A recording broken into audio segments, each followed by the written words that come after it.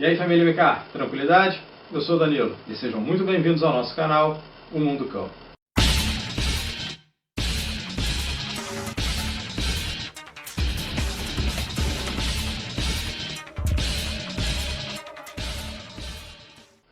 Bom, rapaziada, hoje é terça-feira, dia 1º de dezembro, tá? Na próxima quinta, agora daqui a 2 dias, eu já não vou estar mais em casa, então eu vou deixar já com a Dani um material bem grande, já pré-gravado para vocês, fora o material que já está gravado também. Então, em relação aos salves, que a galera vem sempre perguntando, o que está acontecendo? Só na folha de hoje, que eu vou dar agora os salves, são os últimos 15 desse calhamaço de salve que a gente recebeu. Isso pra gente é muito bacana, a gente fica feliz por vocês se sentirem prestigiados. No caderno, que a gente tem só sobre o canal, a gente tem 42 salves a serem dados. Então eles vão ser dados ao longo dos próximos vídeos. E os salves que estiverem chegando a partir de hoje, dia 1º de dezembro, eles só vão poder ser lançados nos vídeos quando eu retornar de viagem, que vai ser no dia 17 de dezembro. Eu chego dia 17, aí provavelmente dia 19 já vai vídeo ao ar, e aí eu começo a dar esses salves atrasados de 2 semanas. Tá? Assim como acontecem com as fotos dos cãezinhos de vocês. Tá? Então, para a gente sacramentar os últimos salves, pelo menos desse cadastrinho que a gente tem aqui, só para vocês terem uma ideia, eu vou dar salve do dia 5 de novembro. Tá? Do dia 5, 6, 7, 8, 10 e 11. Então vamos lá, para o Robson Salles, lá do Parque São Rafael, na Zona Leste de São Paulo. Tá? Para o Snake PVP, para o Leonardo Monteiro e para a Fabiana, donos do Rottweiler chamado Ozzy, para o Lucas Lima e seu cachorrinho Mike, lá de Salvador, na Bahia, para o Jadiel Batera, lá de Vila Flor, em Natal, para o Rafael de São Paulo e o York dele, o Billy, para o Matheus Montanha, também de Salvador, na Bahia, para o João Vitor Chiriquelo, de Indaiatuba, em São Paulo, tá? E para a Hot dele, que também é Pandorinha, para a Isabel Medeiros, dona da Dana, lá de Florianópolis, Santa Catarina, para o Roberto Amorim Ortega, para o pai do Wesley, para o Guilherme Fonseca de Volta Redonda, para o Vitor, o nickname dele lá é Guru Om, e a mãe dele é a Cida, um beijo para a senhora, para o Francisco de São Luís no Maranhão, tá? Então, para essa galera toda, o nosso abraço, o nosso beijo e o nosso salve. Bom, o que a gente vai tratar hoje é sobre pedigree. É um vídeo que já estava gravado, mas infelizmente deu um problema no cartão de memória da Dani. Quando ela foi fazer o upload na máquina, a gente perdeu tudo. Então, é um assunto que vem sendo recorrente no canal. As pessoas que estão interessadas em comprar o filhotinho da Pandora do Thor, quando nos mandam um e-mail, alguns nos perguntam a respeito do pedigree. Então, esclarecendo, nossa matilha não é registrada. Tá? Nenhum cão meu tem pedigree. Ou porque estão acima do padrão, ou porque estão um pouco abaixo, no caso dos Iron, tá? E principalmente porque tanto eu quanto a Dani, a gente não vê necessidade real no registro. Tá? O que é o pedigree? É uma certificação somente sobre a pureza do animal. Isso garante que seu cachorro não é misturado. Mais nada, não atesta saúde, não atesta sanidade, não atesta comportamento, nada. Tá? E você recebe um documento onde vem a árvore genealógica desse filhote, através do seu pai e dos seus avós. Nada mais. Tá bom? A gente teve um caso de um colega aqui do canal que comprou um filhote, num canil super renomado aqui da região dos lagos, com pedigree, e o cachorro veio com displasia. Tá? Esse criador, a gente já conhece a prática dele, a gente sabe que ele compra filhotes de terceiros, só que ele registra como sendo dele. Tá? E o que acontece? Hoje no Brasil a gente tem 3 associações um pouco mais conhecidas. A principal, que eu sempre indico, é a CBKC, a Confederação Brasileira de Sinofilia. As outras 2 são a SOBRACE, Sociedade Brasileira de Sinofilia, e a ACB, a Associação Sinológica do Brasil. Por que a gente sempre indica, por que eu sempre falo muito da CBKC? Primeiro, por causa da lisura do trabalho deles, o site deles é extraordinário, tá? E porque é o único órgão brasileiro, tá, que cuida na questão de pedigree de cães, que é vinculado à Federação Sinofilia Internacional, a FCI, que fica na Bélgica. Todas as outras instituições, todos os outros órgãos, não possuem essa filiação. Isso demonstra, então, a seriedade da CBKC. Uma dessas associações às quais eu me referi no início do vídeo, vocês podem procurar pela internet, eles fazem o registro do pedigree online. Ou seja, não vai fiscal na sua casa, ou você não tem que levar o seu cachorro para uma avaliação. Então, o que você disser a respeito do seu cachorro, eles aceitam e registram no pedigree. E o registro varia de 50 a 150 reais. E eu posso falar sobre isso porque eu tenho um grande amigo que mora aqui no meu bairro. Ele é proprietário de um Rottweiler lindo, o Apollo, cruzou com uma cadela, tá? E o rapaz, o dono dessa cadela, diz ter um canil, eu conheço a casa dele, é impossível ele ter um canil ali, que é filiado a uma dessas outras duas associações, que não é a CBKC, e ele lança na internet que este filhote tem pedigree, filho de campeão macho. O Apollo não tem pedigree. Se o Apollo não tem pedigree, o filhote não pode ter. Tá? Se o pai não tem, o filhote não pode ter. E ele então lança que o pai é registrado e é campeão, o que é uma baita de uma mentira. Mas ele vai tirar o pedigree desse filhote. Então o que eu falo sobre pedigree é isso. Tomem cuidado. Por vezes vocês vão pagar um preço exorbitante para um filhote e que vocês não vão ter garantia absoluta de nada. Tá? Existem muitos criadores registrados seríssimos, assim como existem muitos criadores domésticos seríssimos. Outros são verdadeiras fábricas de filhotes.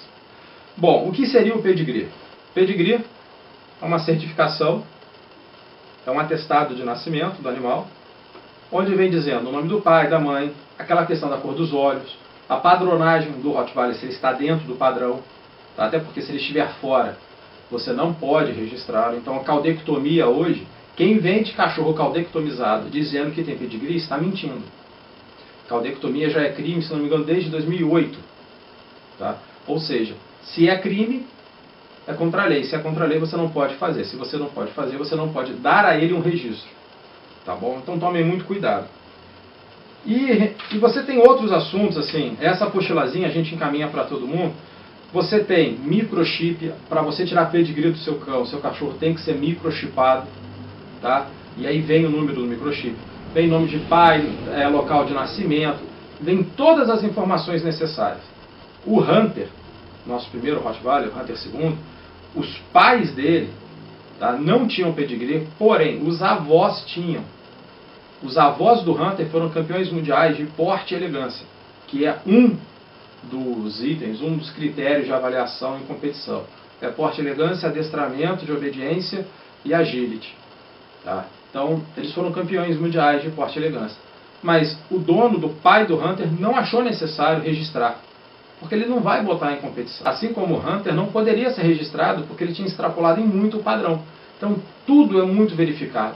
Se o cachorro tiver um desvio, por mais sutil que ele seja, o pedigree não vai ser assim oferecido e conquistado pelo proprietário. Então tome cuidado.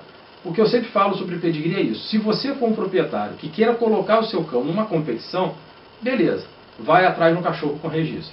Agora, se vocês não querem, não se preocupem. Desvinculem da cabeça de vocês que pedigree é saúde. Não, pedigree não é saúde.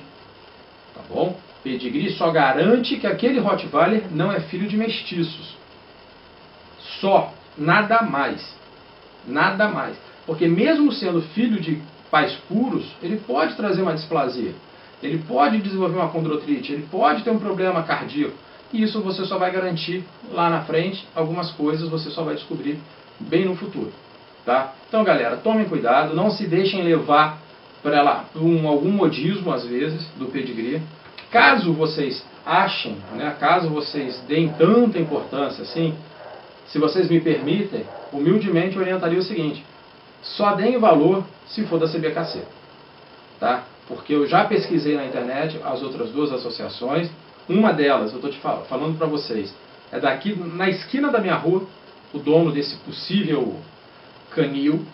Tá bom? Ele falou que tem uma fêmea de 80 quilos, sendo que a fêmea dele é menor do que a Pandora. Tá? Ele é registrado, ele tem pedigree, ele fornece o número, só que nada disso está dentro dos padrões. A cadela dele é caudectomizada e ele cruzou com um cachorro lindo que não é registrado, não tem pedigree, mas ele já tirou do filhote. Bom, então como acontece com esse meu vizinho, de nada tem o valor o pedigree dele. Tá? Além de que ele está cometendo um crime, que é divulgar uma informação mentirosa. Então se vocês querem pedigree, procurem a CBKC. O resto eu não dou credibilidade, pelo menos através das pesquisas que eu fiz. Então, mais uma vez eu explico. Se você tem pai e mãe registrados, o seu filhote tira registro. Se você não tem, somente depois da 4ª geração em que você consegue registrar. Tá bom?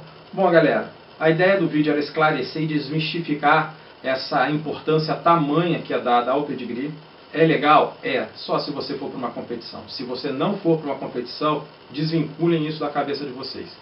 Tá? Porque senão vocês vão gastar dinheiro, tempo para uma coisa que não vai trazer nenhum benefício imediato e direto para o animal. Tá bom, galera? Bom, brigadão, tô viajando, quando eu voltar eu vou avisar, mas os vídeos já estão gravados, eu espero que vocês curtam, espero que vocês gostem. Obrigado aí pelo crescimento do canal, pela confiança, tá? Quem puder deixar aquele like, que é muito importante pra gente, a gente agradece, é isso que mostra para o YouTube a seriedade e a confiabilidade do canal.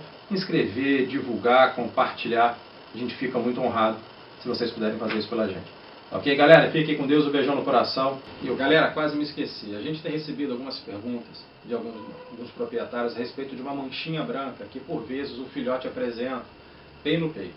O que acontece? Pesquisando um pouco mais sobre a raça, eu fui descobrir que os ancestrais do Rottweiler, se não me engano, eles vêm lá da época da Grécia Antiga. Tá bom? E que a raça que veio dar origem à Rottweiler pela sua estrutura, eles eram brancos. Eles chamam essa pelagem branca.